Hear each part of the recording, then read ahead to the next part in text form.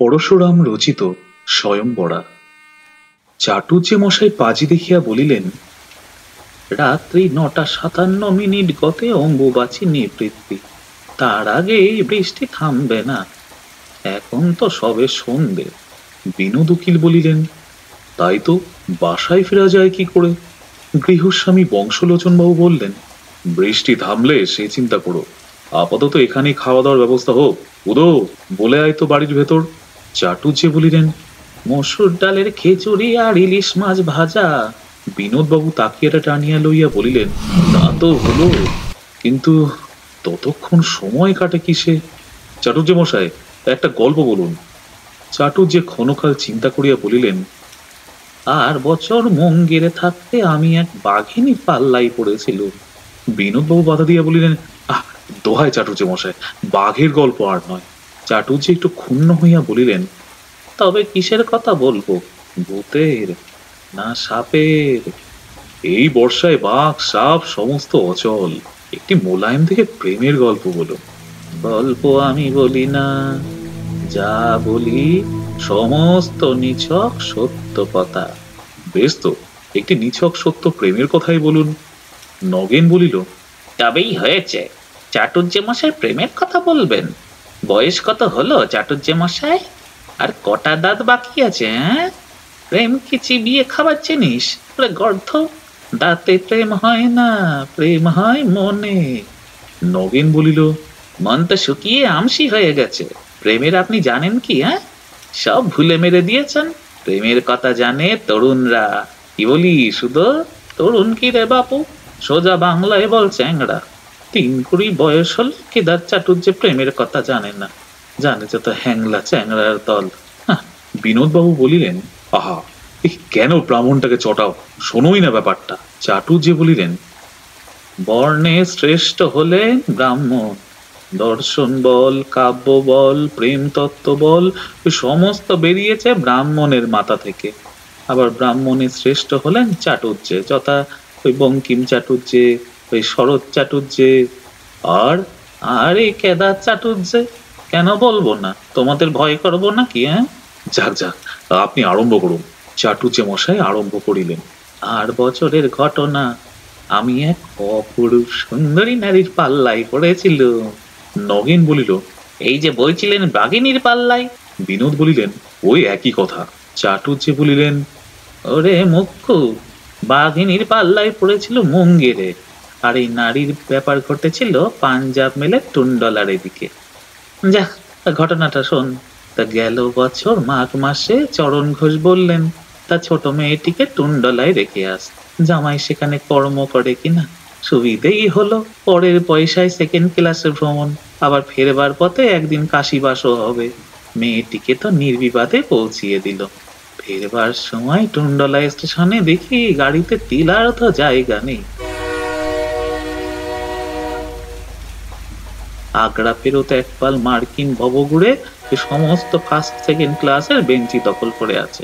ভাগ্যিস জামাই রেলের ডাক্তার, তাই গার্ডকে বলে কয়ে আমায় একটা 1st ক্লাসে ঠেলে তুলে দিল। গাড়িও তখনই ছাড়লো। তখন সকাল 7টা হবে, কিন্তু কুয়াশায় চারিদিকে আচ্ছন্ন। গাড়ির মধ্যে সমস্ত ঝাপসা। কিছুক্ষণ ধাঁধা লেগে চুপটি করে দাঁড়িয়ে রইল। তারপর ক্রমে ক্রমে কামরার ভেতরটা ফুটে উঠল। দেখেই চক্ষু স্থির, ওধারের বেঞ্চিতে একটা অসুরের মতন আখাম্বা ঢ্যাঙা সাহেব চিৎপাত হয়ে চোখ বুজে হাঁ করে শুয়ে আছে, আর মাঝে মাঝে বিড়বিড় করে কি যেন বলছে। 2 বেঞ্চির মাঝের মেঝের ওপর একটা বেটে মোটা সাহেব মুখ বুজে ঘুমোচ্ছে, তার মাথার কাছে একটা খালি বোতল গড়াগড়ি যাচ্ছে। এধারের বেঞ্চিতে কেউ নেই, কিন্তু তাতে দামি বিছানা পাতা, তার উপর একটা অদ্ভুত পোশাক, বোধহয় ভাল্লুকের চামড়ার, আর নানা রকম জিনিসপত্র ছড়ানো রয়েছে। গাড়ি চলছে, পালাবার উপায় নেই। বেঞ্চির শেষ দিকে একটা চেয়ারের মতন জায়গা ছিল, ওই তাইতে বসে দুর্গা নাম জপতে লাগলো। কোনো গতিকে সময় কাটতে লাগলো, এই সাহেব দুটো শুয়েই রইল। আমারও একটু একটু মনে যেন সাহস আসলো। হঠাৎ বাথরুমের দরজা খুলে বেরিয়ে এলো অপরূপ মূর্তি। দূর থেকে বিস্তর মেম সাহেব দেখেছি, কিন্তু এমন সামনাসামনি দেখবার সুযোগ কখনো ঘটেনি। মুখখানি চিনে গরম চা, ঠোঁট দুটি আহা যেন পাকা লঙ্কা, মার্বেলে খোদা আজানুলম্বিত দুই বাহু, চোস্ত ঘাট ছাড়া, কেবল কানের কাছে সনের মতন দোগাছে চুল কুণ্ডলি পাকিয়ে আছে, পরনে একটি দেড় হাতি গামছা। বিনোদবাবু বলিলেন, গামছা নয় চাটুর্য মশাই, ওকে বলে স্কার্ট। কাঠ ফাট জানি নে বাবা, কষ্ট দেখলুম বাদিপতার গামছা খাটো করে পড়া, তার নিচে নেমে এসেছে গোলাপি কলা গাছের মতন দুই পা। মোজা আছে কি নেই বুঝতে পারলুম না। দেহযষ্টি কথাটা এতদিন ছাপার হরফেই পড়েছি, এই এখন সচক্ষে দেখলুম। হ্যাঁ, যষ্টি বটে। মাথা থেকে বুক কোমর অব্দি একদম চাচা ছিল, কোথাও একটু উঁচু নিচু টক্কর নেই। সঞ্চারিণী পল্লবীটি লতেব নয়, কিন্তু ওই জ্বলন্ত হাউইয়ের কাঠি দিকে বড়ই ভক্তি হলো। কপালে হাত ঠেকিয়ে বললুম, সেলাম মেম সাহেব। মেম ঠিক করে হাসলেন। পাকা লঙ্কার ফাঁক দিয়ে গুটি কত কাঁচা ভুট্টা দানা দেখা গেল। ঘাড় নেড়ে বললেন, গুড মর্নিং। মেম নিত্য পড়া অপ্সরার মতন চঞ্চল ভঙ্গিতে এসে বেঞ্চে বসলেন। আমি কাচুমাচু হয়ে চেয়ার ছেড়ে উঠে পড়ল। মিম বললেন, সিট ডাউন বাবু, ড্রমত। ফিরে এক হাতে পড়া ভয়, অপর হাতে সিগারেট। বুঝলুম প্রসন্ন হয়েছেন, আর আমায় মারে কে? ইংরেজি ভালো জানি না, ইংরেজি হিন্দি মিশিয়ে নিবেদন করলো। নিতান্ত স্থান না পেয়ে অনধিকার প্রবেশ করেছি, অবশ্য গার্ডের হুকুম নিয়ে। মেম সাহেব যেন পশুর মাফ করে। মেম আবার অভয় দিলেন, আমিও ফের বসে পড়লাম। কিন্তু নিস্তার নেই। মেম সাহেব আমার পাশে বসে একটু দাঁত বার করে আমাকে এক দৃষ্টিতে নিরীক্ষণ করতেই লাগলেন। এই কেদার চাটুর্যকে সাপে তাড়া করেছে, বাঘে পিছু নিয়েছে, ভূতে ভয় দেখিয়েছে, হনুমানে দাঁত খিচিয়েছে, পুলিশ কোর্টের উকিল জেরা করেছে, কিন্তু এমন দুরবস্থা কখনো ঘটেনি। হ্যাঁ, এই 60 বছর বয়সে রংটি উজ্জ্বল শ্যাম বলা চলে না, 5 দিন খড়ি হয়নি, মুখ যেন কদম ফুল। কিন্তু এই সমস্ত বাধা ভেদ করে লজ্জায় এসে আমার আকান্ন বেগনি করে দিলে থাকতে না পেরে বললুম, মেম সাব ক্যা দেখতা?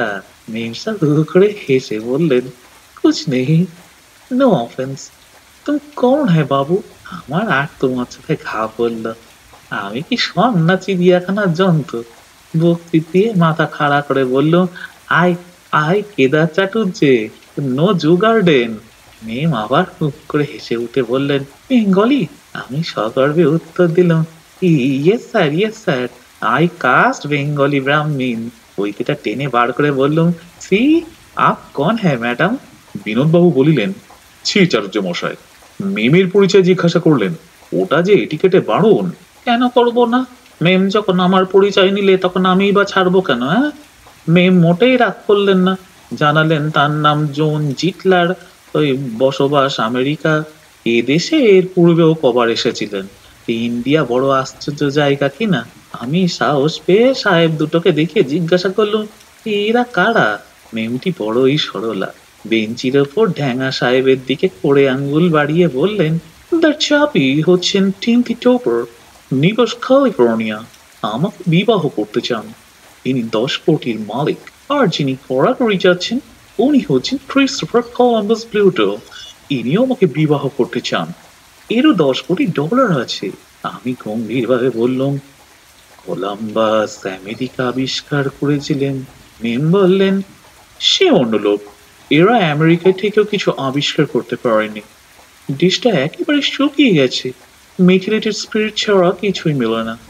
ঠাইরা দেশত্যাগী হয়ে খাঁটি জিনিসের সন্ধানে পৃথিবীময় ঘুরে বেড়াচ্ছেন। জিজ্ঞাসা করলুম, এরা বুঝি মস্ত স্পিরিচুয়ালিস্ট? মেম বললেন, ভেরি। এমন সময় ঢ্যাঙা সাহেবটা চোখ মেলে কটকট করে চেয়ে আমার দিকে ঘুষি তুলে বললেন, you you get out, get out quick. বেটেটাও হঠাৎ হাত পা ছুটতে শুরু করলে। আমি আমার লাঠিটা বাগিয়ে ধরে ঠক ঠক করে ঠুকতে লাগলুম। মেম সাহেব বিছানা থেকে তার পালক পড়া চটি জুতো তুলে ঢেঙার দুই গালে পিটিয়ে আদর করে বললেন, you pig, you pig, you pig. বেটেটাকে লাথি মেরে বললেন, ইউ পিক। দুটোই তখনই আবার হাঁ করে ঘুমিয়ে পড়ল। মেম তাদের বুকের ওপর এক এক পাটি চটি রেখে দিয়ে স্বস্থানে ফিরে এসে বললেন, ভয় নেই বাবু, ভরসাই বা কই।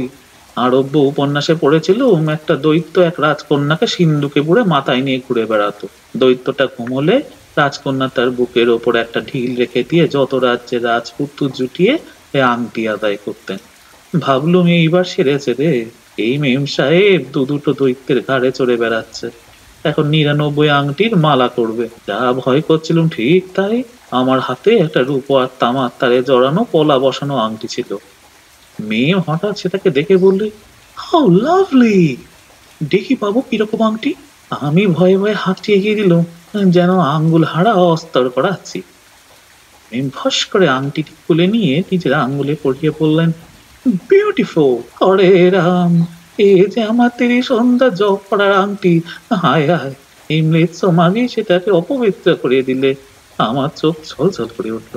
আমি কৌতূহল হলো, বললুম, মেম সাহেব, আপকা আর কয়টো আংটি হ্যায়? 99।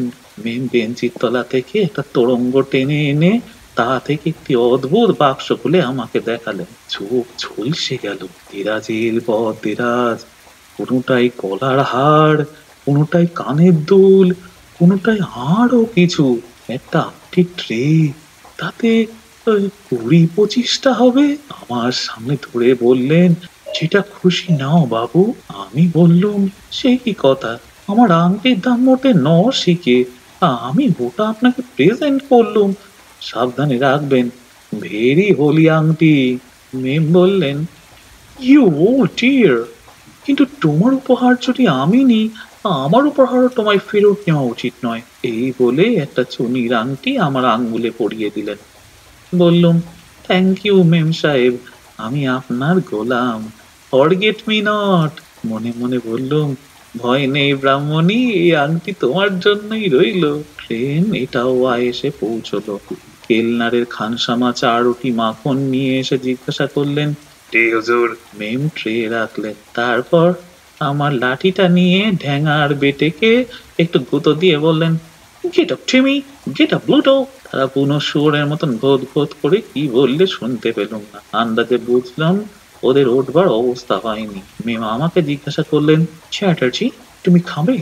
আপত্তি নেই তো। মহা ফাপড়ে পড়া গেল। ম্লেচ্ছ নারী সহস্তে বিস্তৃত, কিন্তু ভুরু করে খোসপায় শীতটাও খুব পড়েছে। শাস্ত্রে চা খেতে বারণ কোথাও নেই। তাছাড়া রেলগাড়ির মতন বৃহৎ কাষ্ঠে বসে শীত নিবারণের জন্য ঔষধার্থে যদি চা পান করা যায় তবে নিশ্চয়ই দোষ নাস্তি। বললুম, ম্যাডাম লক্ষ্মী, তুমি যখন নিজ হাতে চা দিচ্ছ তখন কেন খাবো না? তবে রুটিটা থাক। চায়ে মনের কপাট খুলে যায়। খেতে খেতে অনেক বেফাস কথা মুখ দিয়ে বেরিয়ে পড়ে। অশ্বত্থামা যেমন দুধের অভাবে পিটুলি গোলাকে আহ্লাদে নৃত্য করতেন, নিরীহ বাঙালি তেমন চাইতেই মদের নেশায় জমায়। বঙ্কিম চাটুর্যে তারিফ করে চা খেতে শেখেননি, সর্দি টর্দি হলে আদা নুন দিয়ে খেতেন। তাতেই লিখতে পেরেছেন, বন্দি আমার প্রাণেশ্বর, আজকাল চায়ের কল্যাণে বাংলাদেশে ভাবের বন্যা এসেছে। ঘরে ঘরে চা, ঘরে ঘরে প্রেম। শিকালের কবিদের বিস্তর বায়ানাক্কা ছিল, উপবন রে, চাঁদ রে, মলয় রে, কোকিল রে, তব পঞ্চস্বর ছুটবে। এখনো কোনো ঝঞ্ঝাট নেই, তাই শুধু দুটো হাতল ভাঙা বাটি, একটু ছেঁড়া অয়েল ক্লথ, একটা কেরোসিন কাঠের টেবিল, দুধারে দুই তরুণ তরুণী, আর মধ্যিখানে ধুমায়মান কেটলি। ভাগ্যিস বয়সটা 60, তাই বেঁচে গিয়েছিল।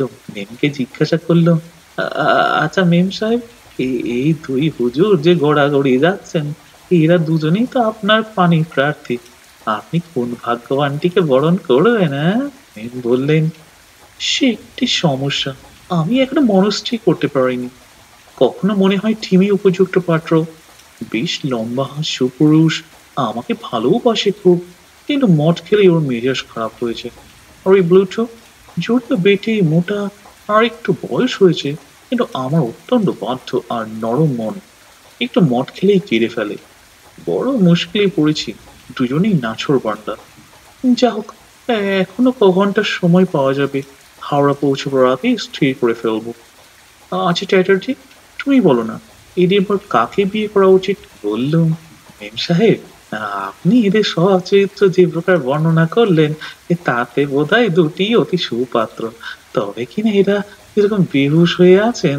মেম বললেন, ও কিছু নয়, একটু পরেই দুজনে চাঙ্গা হয়ে উঠবে। আমি বললুম, আপনার নিজে যদি কোনোটির উপর বেশি ঝোঁক না থাকে তবে আপনার বাপ মার উপর স্থির করা ভার দিন না। মেম বললেন, আমার বাপ মা কেউ নেই, নিজেই নিজের অভিভাবক। দেখো চ্যাটার্জি, তোমার উপরই ভার দিলুম, তুমি বেশ করে দুটোকে ঠাউরে দেখো। মোগল সরায় নেমে যাওয়ার আগেই তোমার মত আমাকে জানাবে। ভেবেছিলাম একটা টাকা ছড়ে চিটুবুর করে মনস্থির করব, কিন্তু তুমি যখন রয়েছ তখন আর দরকার নেই। ব্যবস্থা মন্দ নয়, আত্মীয় বন্ধুদের জন্য এ পর্যন্ত বিস্তর বরকনে ঠিক করে দিয়েছি, কিন্তু এমন অদ্ভুত পাত্র দেখার ভার কখনো পাইনি। দুজনেই করোড়পতি, দুটোই পাড় মাতাল। একটা লম্বায় বড় আর একটা ওজনে পুষিয়ে নিয়েছে। বিদ্যা বুদ্ধির পরিচয় এ যাবৎ যা পেয়েছি তা শুধু ঘুঁত ঘুঁত। চলো এই যাক, মেমের যখন আপত্তি নেই তখন যেটার নাম হয় বলবো।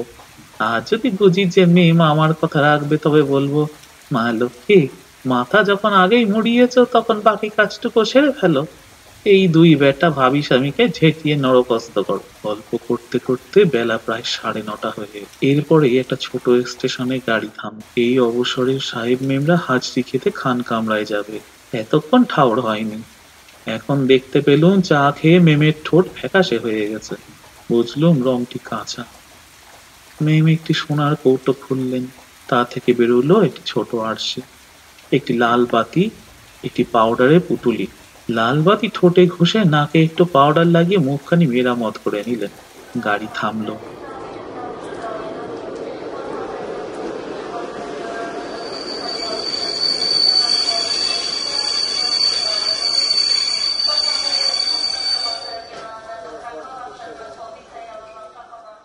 মেম বললেন, চ্যাটার্জি, আমি ব্রেকফাস্ট খেতে চললুম। টিমি আর ব্লুটো রইল। এদিকেরও নজর রেখো, যেন জেগে উঠে মারামারি না করে। যদি সামলাতে না পারো তবে সে করতে না। আহা, কি সোজা কাজে দিয়ে গেলেন। প্রায় আধ ঘন্টা পরে কানপুর গাড়ি থামবে। তখন মেম আবার এই কামরায় ফিরে আসবেন। ততক্ষণ মরি আর কি। লাঠিটা বাগিয়ে নিয়ে ফের দুর্গা নাম জপ করতে লাগলো। ট্যাঙা সাহেবটা উঠে বসেছে। হাই তুললে, চোখ রগড়ালে, আঙ্গুল মটকালে, আমার দিকে একবার পটোমটো করে চাইলে, কিন্তু কিচ্ছু বললে না। টলতে টলতে বাথরুমে গেল। তখন বেটেরটা তড়ান করে উঠে কোলা ব্যাঙের মতো থপ করে আমার পাশে এসে বসলো। আমি ভয়ে চেঁচাতে যাচ্ছিলুম, কিন্তু আগেই সে আমার হাতটা নেড়ে দিয়ে বললে, গুড মর্নিং স্যার, আমি হচ্ছি ক্রিস্টোফার কলম্বাস ব্লুটো। আমি সাহস পেয়ে বললুম, ছিলাম হুজুর। আমার $10 কোটি আছে, প্রতি মিনিটে আমার আয়। হুজুর দুনিয়ার মালিক তা আমি জানি। ব্লুটো আমার বুকে আঙ্গুল ঠেকিয়ে বলল, লুক হিয়ার বাবু, আমি তোমাকে $5 বকশিস দেব। কেন হুজুর? মিস জিটলারকে তোমার রাজি করাতেই হবে। আমি তোমাদের সমস্ত কথা শুনেছি। তোমারই ওপর সমস্ত ভার, তুমি কন্যাকর্তা। ওই টিমটি টোপার ও ওটি বাজে লোক। ওর সমস্ত সম্পত্তি আমার কাছে বাধা আছে। ও একটা ফার মাটাল পপার। ওর সঙ্গে বিয়ে হলে মিস জিটলার মনে দুঃখে মারা যাবে। এই বলে ব্লুটো ফুপিয়ে ফুপিয়ে কাঁদতে লাগলো। একটা বোতলে একটু তলানি পড়েছিল, সেটুকুও খেয়ে ফেলে বললে, বাবু, তুমি চোর মান্টর মানো? মানি বই কি। আমি আর আমি আর জন্মেছিলাম একটি তৃষ্টিত চাটক পক্ষী, আর এই মেম ছিল একটি রূপসী পান কৌড়ি। আমরা দুটিতে। এমন সময় বাথরুমের দরজা নড়ে উঠল। ব্লুটো তাড়াতাড়ি আমাকে 5 আঙ্গুল দেখে ইশারা করেই ফের নিজের জায়গায় শুয়ে নাক ডাকতে লাগলো। ঢ্যাঙা সাহেব, মেম যাকে টিমি বলে, ফিরে এসে নিজের বেঞ্চে গ্যাট হয়ে বসল। তখন ব্লুটো জেগে ওঠার ভান করে হাই তুললে, চোখ রগড়ালে, আমার দিকে একবার করুণ নয়নে চেয়ে বাথরুমে ঢুকলো। ড্যাঙা সাহেব, মেম যাকে টিমি বলে, ফিরে এসে নিচের বেঞ্চে গ্যাট হয়ে বসলো। তখন ব্লুটো জেগে ওঠার ভান করে হাই তুললে, চোখ রগড়ালে, আমার দিকে একবার করুণ নয়নে চেয়ে বাথরুমে ঢুকলো। এবার টিমির পালা। ব্লুটো সরে যেতেই সে কাছে এসে আমার হাতটা চেপে ধরলে। আমি আগে থাকতেই বললুম, গুড মর্নিং স্যার। টিমি আমার হাতটায় ভীষণ মোচড় দিলে। বলল, উহ।